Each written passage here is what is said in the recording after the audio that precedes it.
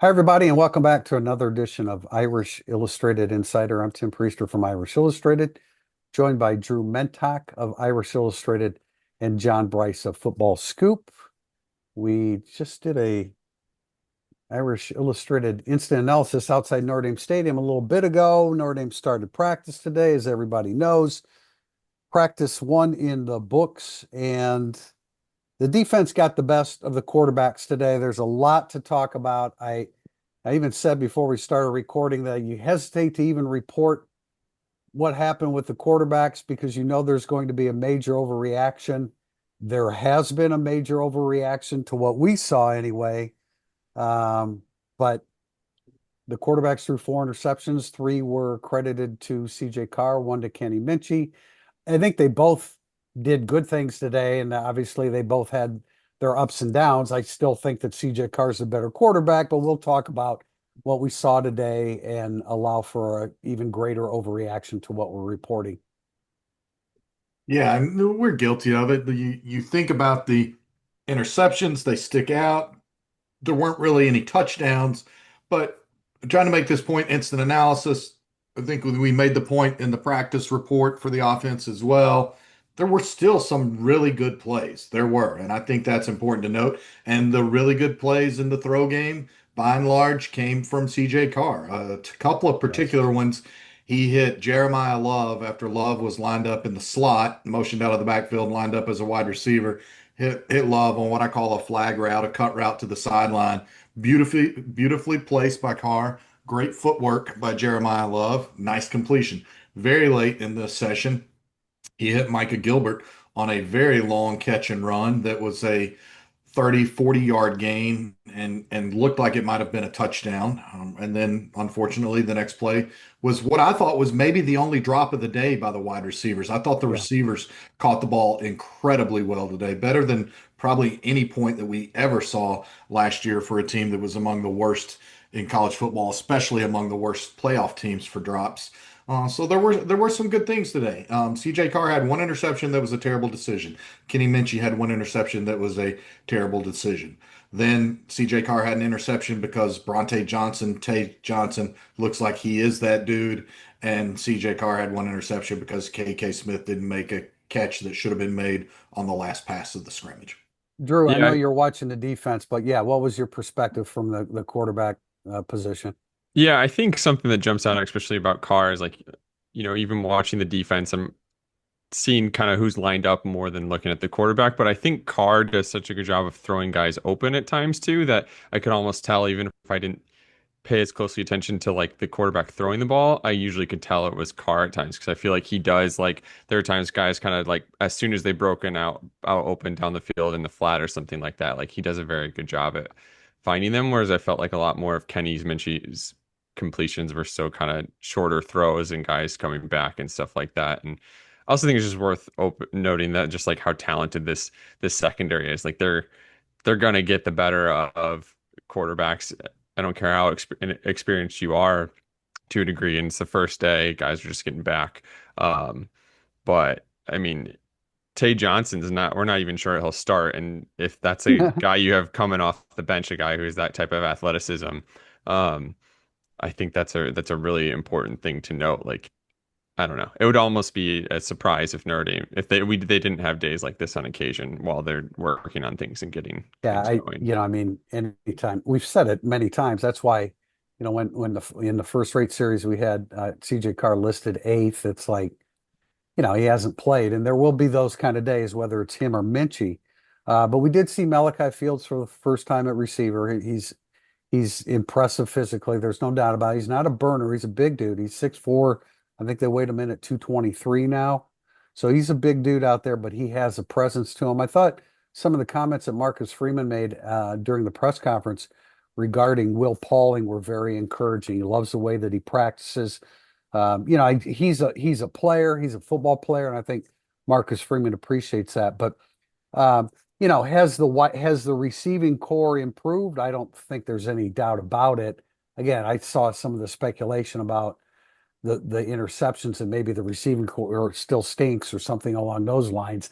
I don't think that's true at all with Malachi Fields and Jaden Greathouse and Will Pauling.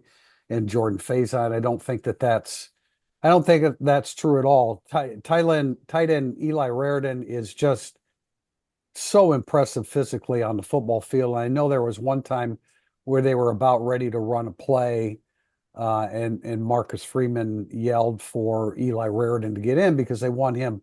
They want him on the field and taking as many live reps. Not that all of these were necessarily live. There was a lot 7-on-7, but they want to get him on the field. So I don't think it's a situation where the quarterbacks are lousy. I don't think it's a situation where the receiving core is still bad. I think the DBs made a couple plays and the offense just didn't follow through with a couple opportunities. Yeah, and I think it'll be important. I mean, Marcus Sherman talked about in the press conference. He felt like they kept saying like after their bad plays, Minchie and Carr like reload, reload, and I think this is also a good opportunity for them to see. I mean, Marcus Freeman said he wants them to deal with pressure and adversity, and these guys are probably going to see that everyone's talking about, Carr is going to see that everyone's talking about him throwing 3 picks and stuff. So I think, I guess if you want the most optimistic take on that too, is like this is a good opportunity for him to show the coaching staff he can handle adversity. And, even if they evaluate it as like, well, he only made one bad decision and two of the other ones, like there's still that perception. You're going to throw picks in a game that aren't really your fault. And you still need to like bounce back from that too and not be frustrated. We saw. Go ahead, John. I was just going to briefly say to that point, the reload comment again. Carr and Minchie both had one interception apiece that was a terrible decision. But then I made several notes today about how many good decisions those guys made over the rest of the practice. Now, Minchie's best decisions were 2 incompletions, where he was flushed out and he rolled and he evaded a defender and threw the ball away. Smart plays. And then he had some really smart check down throws. And again, Carr pushed the ball downfield more and made more downfield throws. But those guys had 2 glaringly bad decisions early in each of his respective session. And then they made much better decisions over the course of the day. And for day one, that's exactly what you hope you're going to see. If Carr's worst decision had been the last pass of the day, you'd exit the practice field a little bit more concerned. I thought like before they got into 7-on-7 and some team stuff, they did, they're throwing deep ball passes and clearly, I mean, CJ Carr is the better of the two in that category. It's very free and easy. He doesn't have to muscle up to throw a deep ball. I think his ball carries. So I think that there's some downfield opportunities just based upon the way we saw him throwing the deep ball today that look pretty promising moving forward. Guys, what we have a lot to. I mean, my duty today was to look at all the freshmen. It's very difficult. It's just very difficult to do. Like I didn't get a chance to see Anthony Saka. I didn't.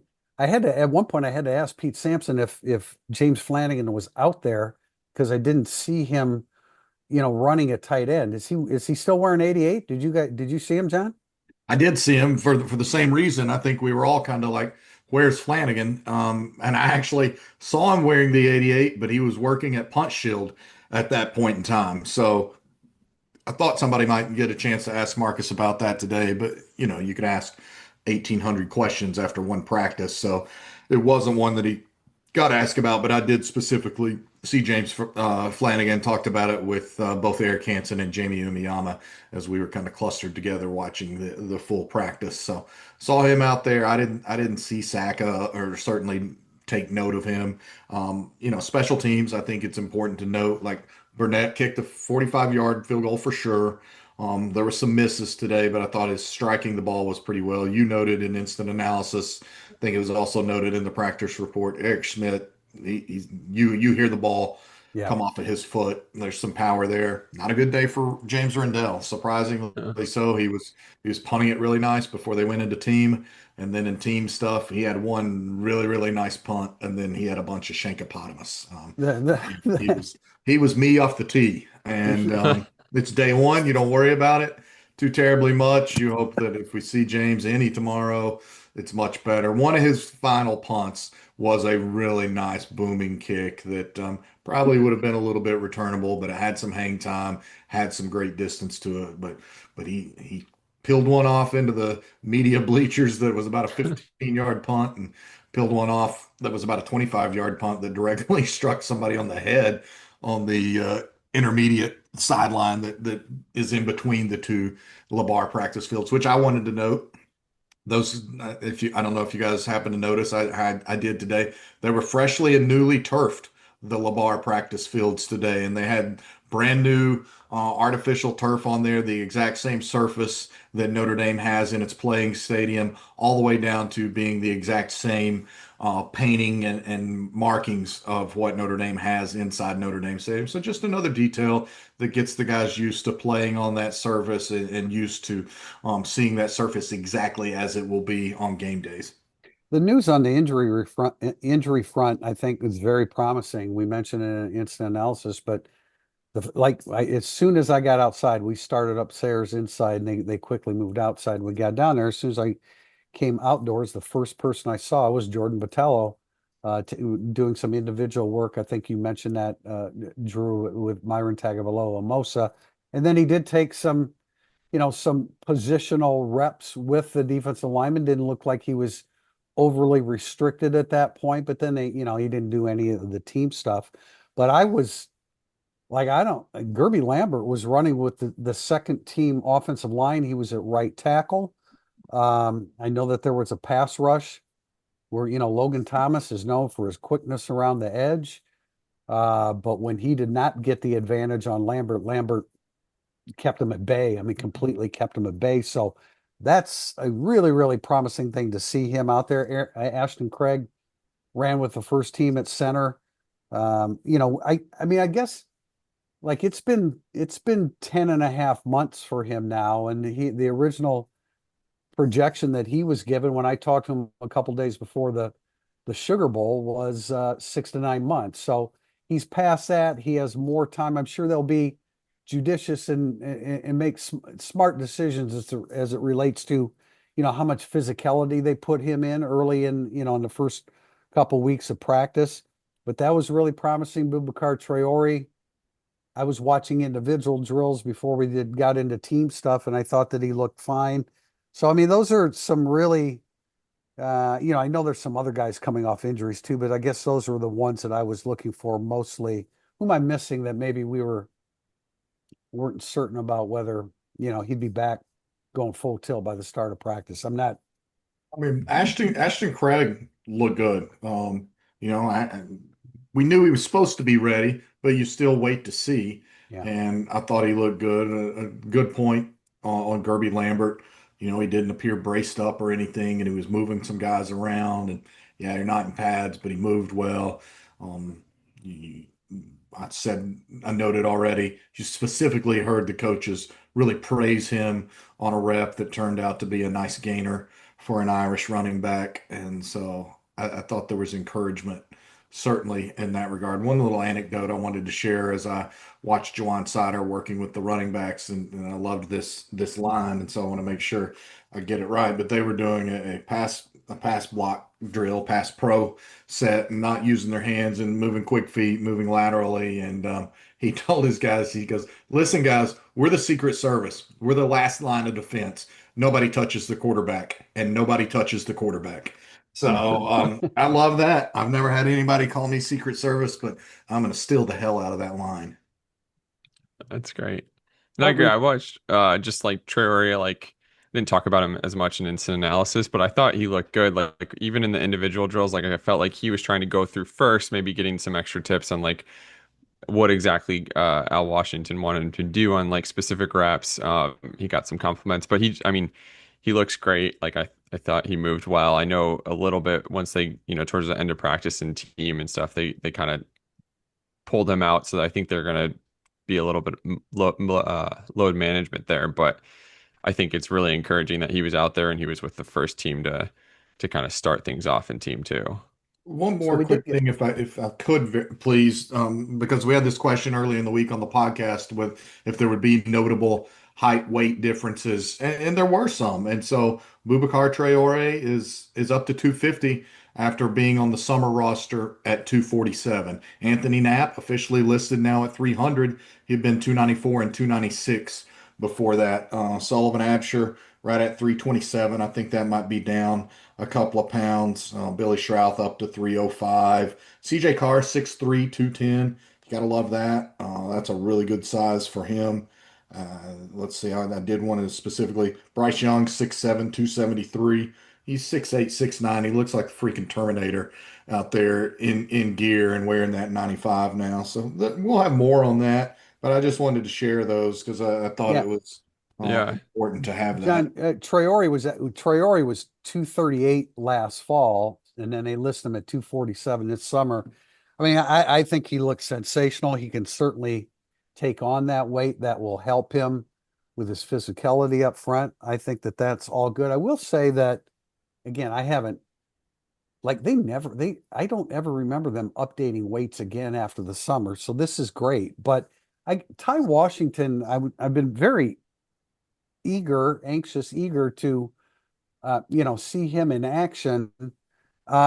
He's listed at 6'4", 247. He just doesn't strike me as a guy of that actual size. They had him in space a little bit more, or aligned, unattached, I should say. Yeah. I've always kind of pictured him as a guy that was going to be an attached tight end. And there's film out there of him with Arkansas where he was very physical. He didn't strike me as that kind of guy today. So I'll be looking forward to seeing a little bit more of him. Notre Dame did have three guys returning punts today. It was Jaden Greathouse, Aeneas Williams, and Dallas Golden. I was very eager to see Golden in action today. Drew, we saw him and Mark Zachary the fourth playing some corner too.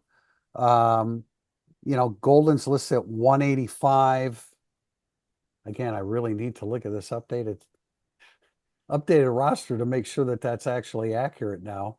187. So he's picked up a couple pounds since the start of the summer. But I said in instant analysis, it's kind of interesting to see Aeneas Williams back there because he does not strike the pose of a normal punt returner. He's pretty short and stout when it comes to playing the running back position. I think Greathouse wins that job.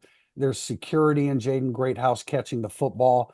The notion today of you got to have that breakaway guy at punt returner, a lot of schools don't look at it like that. And I think Notre Dame is essentially one of those. You need a guy that catches the football. They don't get many opportunities to break something at punter. I think Greathouse is probably the most sure-handed of the group back there.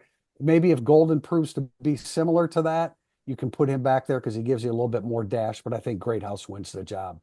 Yeah, you're certainly not going to go into Hard Rock Stadium there and have Golden returning punts in primetime television on Labor Day weekend in that frenzied scene. So I would agree with you. I thought Aeneas looked okay back there because He he's did. No, he did. It's he- not that he didn't look good returning punts. right. He's tough to tackle, and we'll see if they decide to work Faison back there anymore. Just because I know last year there was so much optimism and belief that Faison was really close to busting a punt for a punt return touchdown. They felt like it was on the cusp of happening really almost every week, and so we'll see if they decide to work him there. And yet, all as camp moves forward, Greathouse. I mean, my feelings are pretty established there. The guy's just a natural football player, and it makes sense why you see him potentially winning at TP. But Aeneas Williams really tough to tackle, a little bit lower center of gravity that can help. So that is a probably underappreciated but compelling position battle. That is a true position battle as Notre Dame unfolds this camp. I know Yeah, a and I lot of think people. it's worth noting with like Golden too. Like he was out there first with the second team opposite Creed Thomas at corner, and they were running two spot through a lot of practice. So if they wanted to get a look at him today, they could have had him over with the other like third teamers and fourth teamers. Like they wanted to see him go against second team and first team guys today. So if they think he's a guy who might be a backup to, it'd be a lot to kind of put on him to get him to be the punt returner and also get him ready for the defense. It makes more sense for one of the older guys, especially Greathouse, to kind of take on that role. Whereas, I mean, if they're based on today, if they're high on Dallas Gold and what they just saw from him over the summer, then it seems like you want to put a lot of his focus onto that. A couple other notes before we go to segment two. This is a little bit longer than normal just because we saw full practice, but I know a lot of people are excited about Will Black. I saw him playing left guard with the second unit today. Yeah. which is interesting. I don't know if that's a reflection of Joe Rudolph thinking there's a greater need for him to take some reps there. I don't know, but I just wanted to note that he was at left guard. Tyler Buckner, playing quarterback, wearing number 10. Some of our subscribers seem to be surprised about that. I think that's been revealed here for a while. But anyway, he was the number 2 holder on kicks behind Anthony Rizak. So we know that that's a possibility there. And then I like the comments of Marcus Freeman about Chris Ash and about his intensity and that he's a great teammate, that he gained the trust with the coaches, which I wondered about that. I wondered about that a little bit. Not that I ever asked that question, but Marcus Freeman kind of answered it without the question being asked. And I thought that that was impressive. He was asked about Charles Jagasa's injury, his reaction to it. And I think, like all of our reaction is like, what the hell's this kid doing? Why is he getting hurt? What happened? And Marcus looks at it a little bit more philosophically, and that his first thought was about the player. Look, he's a coach. I'm sure he had some thoughts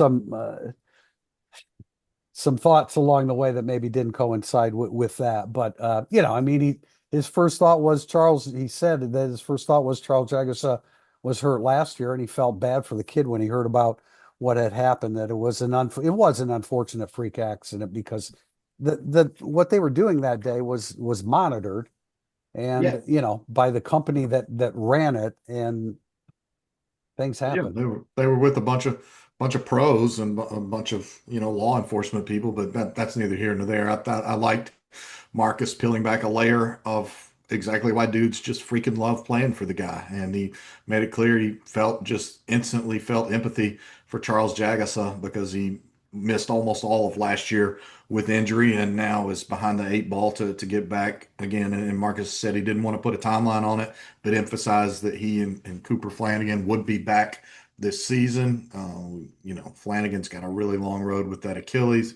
Marcus did also reveal that Jagasaw had to have another minor little procedure to go in and reclose it and clean it up a little bit here of late. But he said that's a couple of day setback. So again, you're still talking probably best case scenario mid-October on Jagasaw, and then working his way back in, and obviously having to rebuild a lot of upper body strength on that side of his body. So significant there. I was trying to think, there were maybe one or two other Well, there's one thing I want to you throw in. noted Will Black, who's by the way up to 307. I can't remember if I mentioned that. I saw him also with the third team at left guard, so I don't know that he was the first reserve left guard put in. No, no, Um, he wasn't. That would have yeah, been Peter Jones, which yeah, I think Will Black will pass him in yeah, short order. probably. Marcus But Freeman did make the point of saying, you know, you had teammates together right, bonding that in was what I wanted to say. Wyoming, Yeah, yeah, and he doesn't want to rule out guys having fun.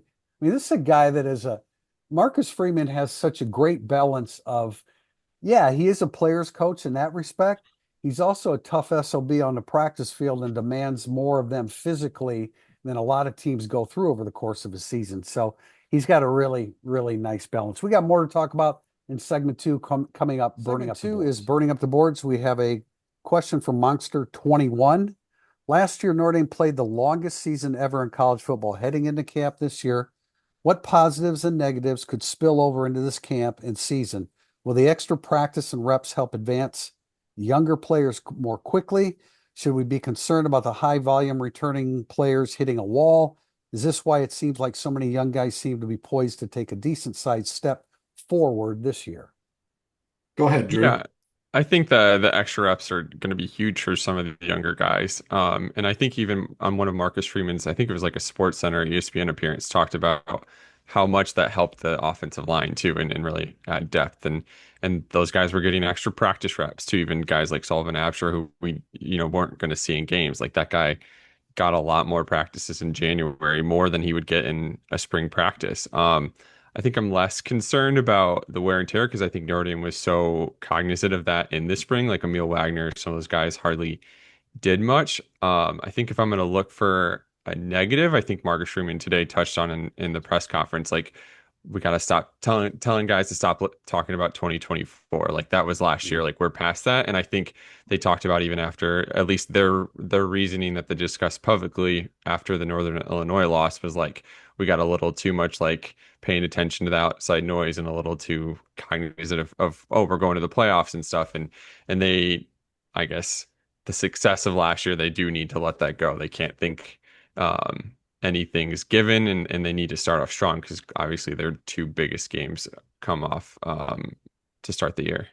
Yeah, I think that Coach made a great point today when he said, "Yeah, it's 2025. We're focused on 2025, but we absolutely implement the lessons that we learned, good and bad, from last year, and especially about player management." And we touched on this. It's year two with Lauren Lando and the full strength staff basically heading into a second full season. That's the first time it's been that way for Marcus Freeman. That's significant.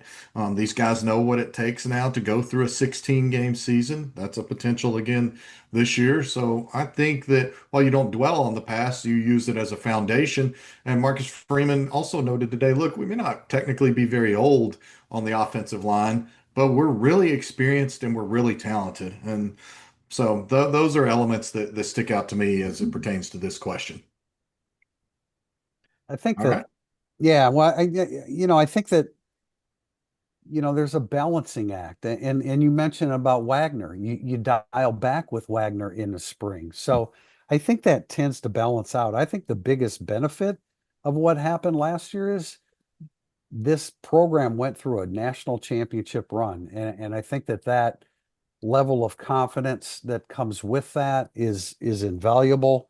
Certainly the extra reps. Now, a lot of the younger guys, though I don't know how meaningful some of those reps are in December and January because you're preparing for a game just like you are during the regular season. So I don't know how many quality reps, the true freshmen or sophomores that didn't get a chance to play. I don't know how many they get. But as far as the workload is concerned, these are some of the most well-conditioned athletes in the country at the University of Notre Dame and all the other upper echelon programs in the country. So you know, I mean, it's one thing if you're a 36-year-old, NFL veteran, yeah, you want to dial back as you start, getting some wear and tear on the tires. But, uh, unless you're coming off of an injury, I think these guys are some of the best conditions athletes in the world. And at this stage, they've bounced back and their summer conditioning has prepared them for what they're about to go through. Yeah, and before I ask our next question, I want to close that one by pointing out the fact that, like, his last question is this why it seems so many young guys are poised to take a step. Well, I think that's a big part of it. Let's remember also this coaching staff or this program under Marcus Freeman has already proved quite emphatically it's a very good developmental program, and he's had a freshman All-American almost every year that he's been head coach, at least one, and he's had key freshman starters every year on both sides of the ball that he's been head coach. So I think all those are factors, but certainly this is also a very good developmental program. And so now by year four, you expect that development to continue because there's a track record of it. Now, as we move on to Jim Booney, CRS, one of these days, maybe Jim can let me know exactly what the CRS stands for. I've got my speculation. But anyway, of these bold hypotheticals, which one do you think is the most and least likely to happen? Let's assume regular season only. Tay Johnson in this year's 2024 Adon Schuler. Eli Raridan catches 8 touchdowns. Boubacar Traore, 8 sacks. Jaden Greathouse, 50 receptions. Jalen Sneed leads the team in TFLs. Malachi Fields, 900 or more yards receiving. TP, let's start with you. Well, until this question was submitted before Tay Johnson did what Tay Johnson did today, I was a little bit skeptical that he was going to make a significant jump because it looks like Telich and Schuler are the starters, and you have Stroman, with his experience coming from Virginia Tech. I was kind of leaning towards that being the least likely because Don Schuler started last year. It started every game, if I'm not mistaken. So, I may have to hedge my bets here a little bit. Most likely, it's a good question. I think Traore's 8 sacks, I think is most likely if he's healthy through the whole season. Least likely, I mean, I love everything about Eli Raritan, but I think that there's some other 8 touchdowns for a guy that has caught how many passes in his career? I I, think it's 16, I think and I it's think he has 16. 3 touchdowns. Yeah. Yeah. Now he's going to be a great target there. Malachi Fields 900 yards. I kind of doubt that a little bit because you got to spread the ball around a little bit. I don't know. I'm just talking out loud. You guys chime in. Yeah, I had the same most likely and least likely as UTP. I think Traore had 3 sacks through 4.5 games last year, and what we saw today, he looks like he's progressing well and could be in a really good spot, even stronger than he was last year, going into the season. I think Fields has had back-to-back 800-yard reception seasons, and I think 2 years ago, I'm blanking on the name, but Virginia had a fifth or sixth round pick who had over 1,000 yards too. So at least we've seen him do it where he wasn't even Mhm. the highest volume receiver and get somewhat close to that. So um, now Virginia never had the running game I think Notre Dame has. So I don't know if maybe there'll be as much opportunities, but I do think if I had to go second, most likely I'd probably go with that one. Yeah, I think for me, I'd have Tay Johnson as most likely. And I probably would have answered the question that way even before today, but I feel even more comfortable answering it as Tay Johnson being this year's Adon Schuler is number one for me. I would probably go Great House 50 receptions, number two for me, and then slide Traore in there at the number three spot, just because even though Traore is back out there, he's still being limited. We don't exactly know when his season will start. Will it start? By the 13th against A&M in Notre Dame's first home game? Will it start closer to the 1st of October after he's had a full year to recuperate from ACL? Every timeline's different. We know that. And what he's doing now is certainly very encouraging, but I think we still just have to wait and see. It's a really good question. I like it, Jim Booney. Um, I guess we could have clarified and say, okay, are these questions what's going to happen, these stats going to happen in the regular season, or are we counting on a potential 14, Yeah. 15, Well, 16 game they season? all count. They all count. So, That's right. you know, but the reason I mean, I think obviously, John, you heard good things about Tay Johnson during the summer. We saw that in action today. But for him to have the year that Schuler had, he'd have to start. So is he going to beat out Telich?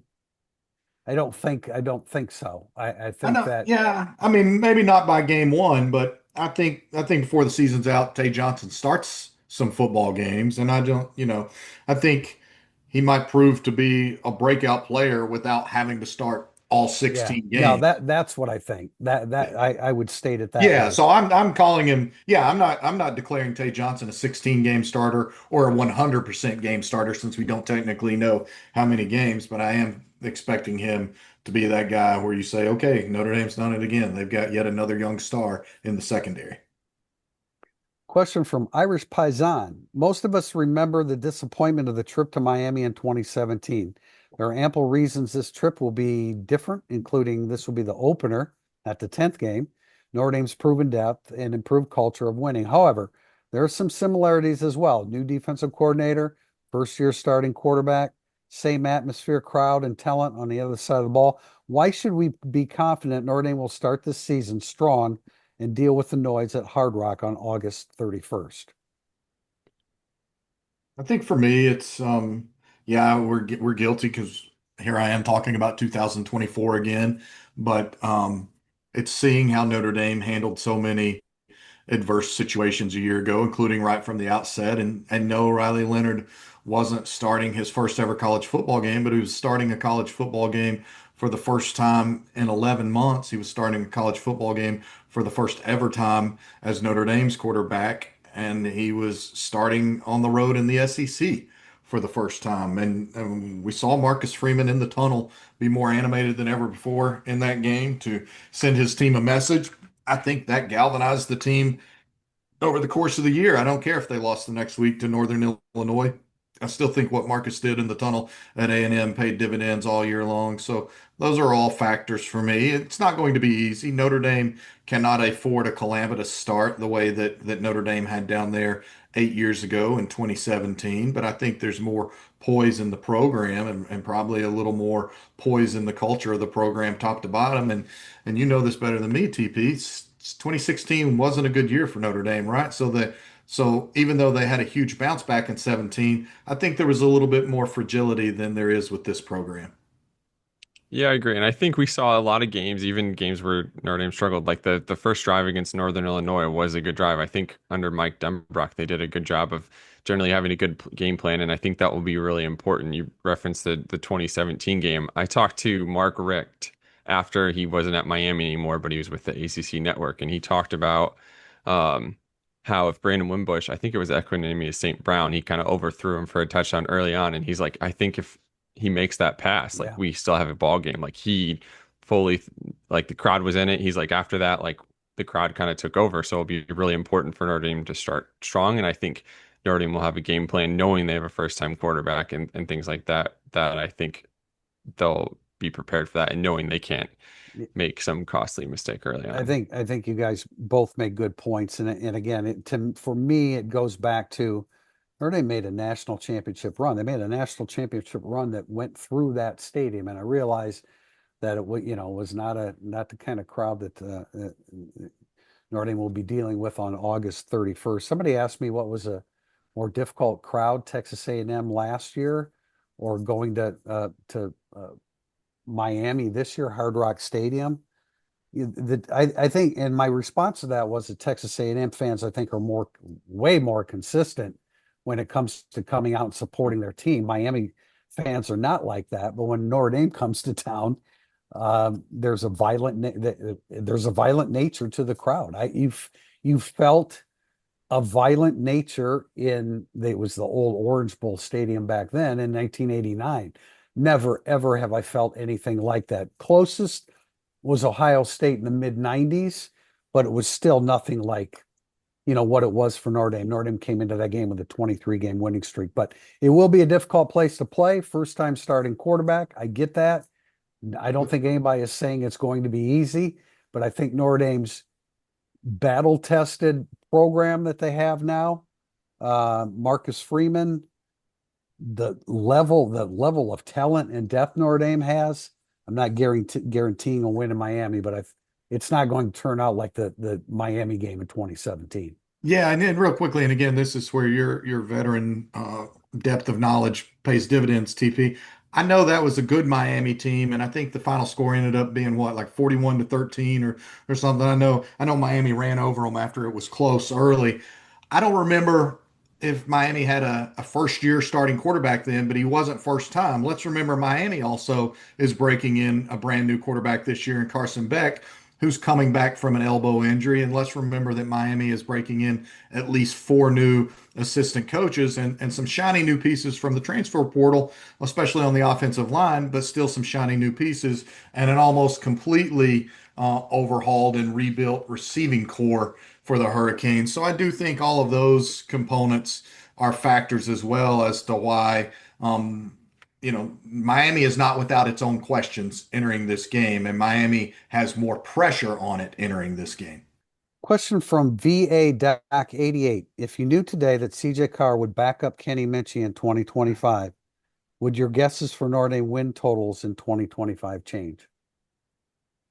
I think Drew? this is where we need Tom Zwiller to run some of his fancy analytics and tell us what that does to the win total change. I think we're in agreement. I don't want to speak for anybody, and certainly not for our Italian friend Timothy O'Malley, but I don't want to speak for him. But I think we all believe, and correct me if I'm wrong, that CJ Carr presents the highest ceiling for this team. And so if I'm going to sit there and say that, then yeah, I think Notre Dame can win a bunch of games with Kenny Minchey. I think Notre Dame can win a little bit higher clip with CJ Carr. Yeah, I agree. I don't think it would change anything significantly, and I haven't, I guess, necessarily thought of a prediction. But if I were going to go 11 with games one with CJ Carr, maybe I'd go to 10 with Kenny Minchey, something slightly different.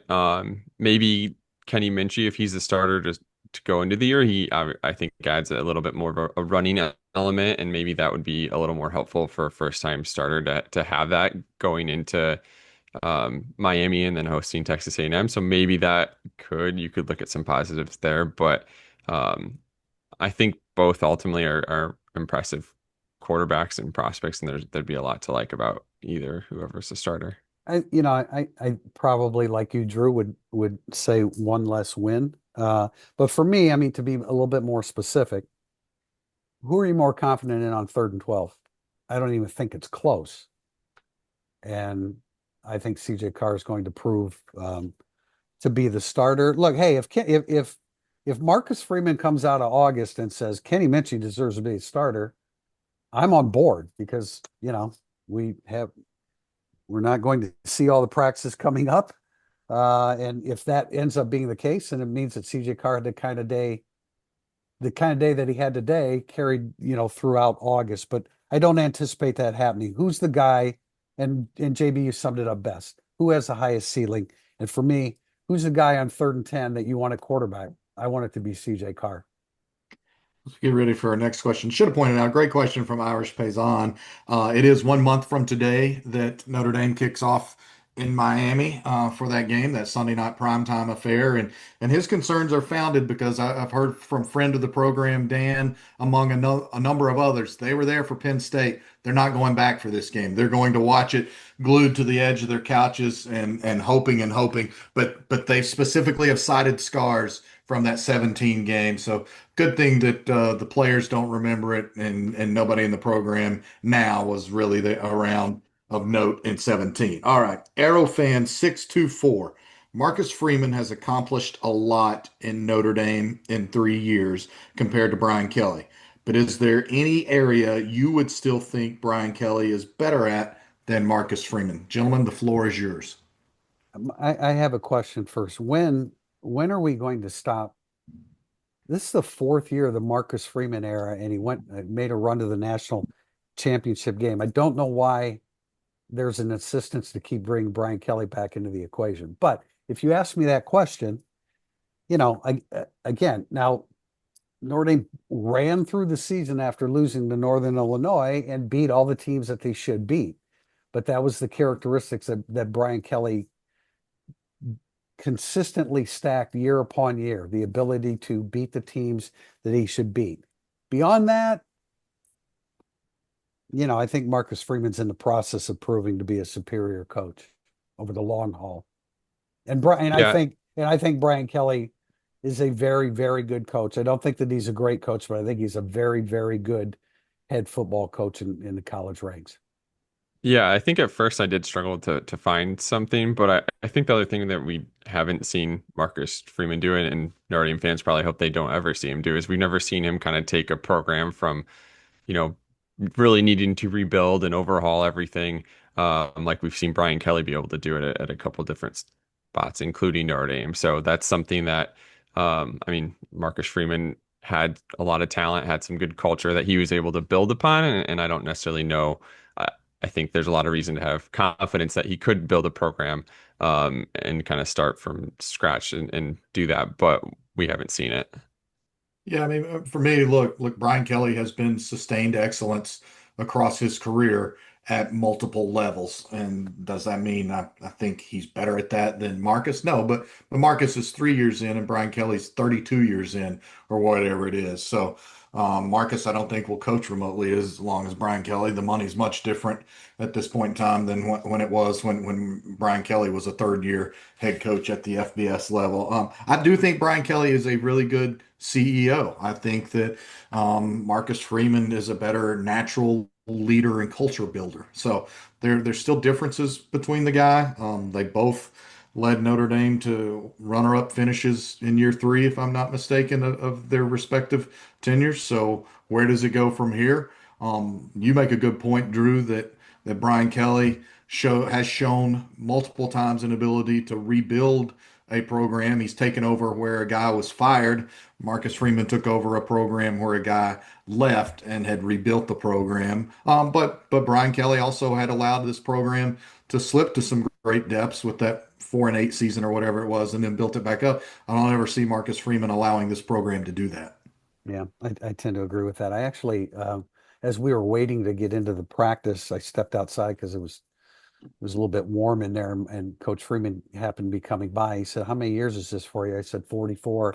I said, "You're at 4. You're catching up to me," just joking around with him. But yeah, my point being, no, he's not Brian Kelly yet. Brian Kelly stood the test of time, being a very good coach. But Freeman can't do anything about that. He can only go one season at a time. This is number 4 for him, and I think it's going to be another good one. Question from Irish Cheesehead 1. It seems under Marcus Freeman, there's always an unexpected freshman or two who steps up and really excels. Who do you think that could be this year? I'm excited to see if Cree Thomas or Elijah Burris can carve out a role. Go ahead, Drew. I I think this is probably a little bit of an overreaction today because I probably would have said James Flanagan before, but just looking at today and I think I like a lot what I saw today from Dallas Golden. He looks physically ready, and we've seen Mike Mickens wants to play freshmen and put them in positions, and I think he adds a lot. He also, when I spoke to him right before he enrolled in school, like he talked about having experience playing nickel, and that's something he'd want to do. And again, another overreaction, but Carson Hobbs did struggle a little bit there today, so maybe they give him a chance there. Um, Again, that's an overreaction, but I think if I had to pick somebody, I think he has a lot of talent. And for the first, he was more of an offensive player or more important offensively in high school, and now he's seemingly going to be focusing on defense. And I think there are a lot of tools there that Mike Mickens can get a lot out of. Yeah, and let's not forget that Tay Johnson is a freshman. I mean, he was injured a great part of last year, and so yeah, he's a redshirt freshman, but he only played in 3 games, and it was a very minimal role. So I still very much consider. I mean, he's not a redshirt freshman who played 4 regular season games in every single extra playoff game and got 8 games of experience under his belt. He was injured most of the season, then came back and made 3 appearances. So I think Tay Johnson fits that bill. If you want to talk just arrived on campus this year, first year freshman, I like the Golden pick and I like the Burris pick. And can Jerome Bettis be a sneaky guy who contributes on special teams and does some other things there? Can Madden Faramo carve a role? Yeah, you've mentioned JB, you've mentioned Bettis a couple times, and I just want to give the kid a ton of credit because you want to talk about closing the gap. I refused to do a film review on him first time I saw him because I just didn't think that he was a legitimate Notre Dame football player. I still don't know for sure that he's a guy that's going to be in the rotation at any point, but I want to give him credit for really narrowing the gap. As it relates to Irish Cheesehead One's question, I mean, I agree. Burris and Crete, I love Crete Thomas in the spring. He's a Brophy kid. As soon as you talk to him, you understand he's a Brophy product. I think those two can contribute. I've felt all along that Dallas Golden's a guy, just his athletic presence on the football field. And that's why I think they're looking at him as a punt returner. They're just looking for ways to incorporate him one way or another. He's going to be on special teams in some capacity. By the way, my job today was to kind of oversee all the new guys. I mentioned I didn't see Saka and I didn't see Flanagan, so I guess I did a poor job of covering everybody. But I did check out most of the other guys, the young defensive linemen. I want to talk about them, but I'm going to encourage people to subscribe to Irish Illustrated if you want to read about that story. That'll be coming out tomorrow. But yeah, look, I think there were times as well under Brian Kelly that there were true freshmen that contributed, but the ones that you picked out, Irish Cheesehead one, I think those are two at the top of my list, along with these guys and saying Dallas Golden as well. Question from Brian B2B. Is it reasonable to expect a quarterback decision at the end of training camp so it doesn't extend into game planning weeks for Miami? I think it's very reasonable. I think that probably be declared at the latest after Notre Dame has its Jersey scrimmage that kind of concludes the training camp portion of things, which is in about 2 weeks from this weekend or so. So, yeah, I think we'll know. I think they want to know. I think they want to move forward with it. I think they need to when you hone into game plan prep, and they'll spend that they do it this way every year. They close training camp with extended time to prepare for the opening game and to prepare their offense for the game plan. I think we'll know around that time that, who's going to win the starting job. Yes, I think we'll get an official announcement at the conclusion of training camp. Yeah, I agree. I definitely don't think the coaching staff wants to go into actually, preparing for Miami without having that solidified. And I feel like Marcus Freeman, when he named, I guess going back to Tyler Buckner, the starter, like he did that fairly early on too. Like I think they want to decide that as quickly as possible. Freeman often talks about how they're going to decide it. So maybe if, for instance, if, Carr is ahead and Kenny Minchie really comes on, maybe that could, delay it a little bit. But they definitely want to get this decided and really be able to have a guy who they can focus on developing and getting ready for Miami. The latest, a decision would be made, in my opinion, is Saturday, August 16th. That's exactly 2 weeks. Is that exactly 2 weeks? Yeah, exactly. No, I'm sorry. They play on Sunday, but I would say that by Saturday, August 16th, if not a little bit sooner, through this week. I'm actually trying to get the timetable here, but look, they can't.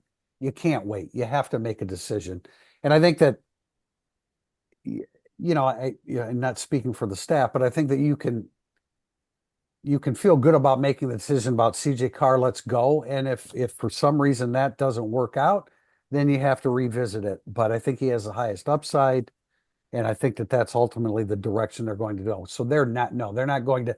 They will decide sooner rather than they will later, at least in terms of what kind of date we think that they might make a choice. All right, guys, we're going to wrap up with a question from Martin Evenflow. You last felt this good about Notre Dame entering the season since, and JB, I'm sorry, this is kind of excluding you from some of these older Notre Dame teams, but you last felt this good about Notre Dame entering the season since 1989, 1990, 1992, 2006, or 2020. And I guess, Drew, I'm excluding you too because you are too young to remember most of those. What would you like to say? I Maybe mean, comment on 2006 and 2020? I think real quickly for me, what I would say is that as a fan of college football, you just remember how prodigiously talented Notre Dame was in the early 90s. And I think Notre Dame's talent level isn't overall quite to that. Just when you think about those teams, and it was a different era of college football, but I felt like Notre Dame had two pros at literally almost every single position, or had four NFL running backs at any given time from those 90 and 91 teams that I specifically remember so well. So for me, my answer is I think where Notre Dame is right now, and again, you have so much more knowledge than me, TP, is very similar to where it was in that 89, 90, 91 run under Lou Holtz, where it has stocked and built a real program that's meant to be sustained. And I think that's probably the single best thing that Marcus Freeman has done. He has elevated talent and then positioned it and acquired it to sustain that. I told a guy today, Notre Dame friend of the program, Bob, who called me, and I said, Bob, I got to go. We're getting ready to record a podcast. And he said, okay, but you shoot it straight. So tell me. And I said, well, I think this defense for me, for Notre Dame, is the most I've ever seen Notre Dame have that looks like a modern era Georgia or Alabama defense. So that's the way I'll leave it with you guys. Yeah, I agree. I think my answer, since I was too young for those early 90 teams to really be familiar, is I don't think I've ever felt there's this much reason for optimism about Notre Dame football. I mean, even I remember like the 2006 season a little bit, but I don't feel like um, this was as complete or deep of a team back then. 2020, you at least had like Ian Book coming back and things like that. But that was also the COVID year, so things felt incredibly uncertain at that point in time. But I think just if you, yeah, as JB said, like the overall depth and talent, and I think just like the diversity of skill set too that this team has is really impressive. And yeah, I can't think of another time where it felt justified. I think growing up, sometimes I would be a little annoyed about how optimistic people might be about Notre Dame, and now it feels very justified that fans would be that way. Well, definitely in 1989, I mean, I definitely felt like that was going to be a great team. Again, they won a national title in 88. And, you know, for the players that I know from that era, which is quite a few, those that were on the 88 and 89 team, those that are on the 89 team, they to this day feel like that was the better team of the two. I don't know about that. I felt great about the 1992 team, but they were tripped up early, and I felt by the end of the season they were a team that was, if not the best team in the country, one of the best teams in the country, but they had stumbled a couple times, and so they didn't get a shot at that. 2020, I felt really confident, as you mentioned, Drew, about the COVID season. I felt really confident because I thought that, and we've said this many times, O'Malley and I have said this many times, that they were as prepared as anybody in the country for that season. I give Jack Swarbrick and Brian Kelly the credit for that. That team was dialed in and ready to go. And I'm not sure that every team in the country or the teams that they played were as dialed in and ready to go. And that was just trying to navigate the pandemic. And I mean, everybody's trying to do their best. I thought Notre Dame did their best job at it. Hey, before we go, I want to give a shout out to Father Ben from Our Lady of Hungary Church in South Bend. I met him a couple weeks ago at the festival. People that grew up in South Bend know all about the Catholic school festivals. And my wife and I stopped at one a couple weeks ago. Unfortunately, it rained a bunch, but I had a chance to meet Father Ben, and I want to give a shout out to Father Ben from Our Lady of Hungary in South Bend because he's a avid listener to Irish Illustrated Insider. So thank you, Father Ben. And thank you, everybody, for joining us today. This has been Irish Illustrated Insider.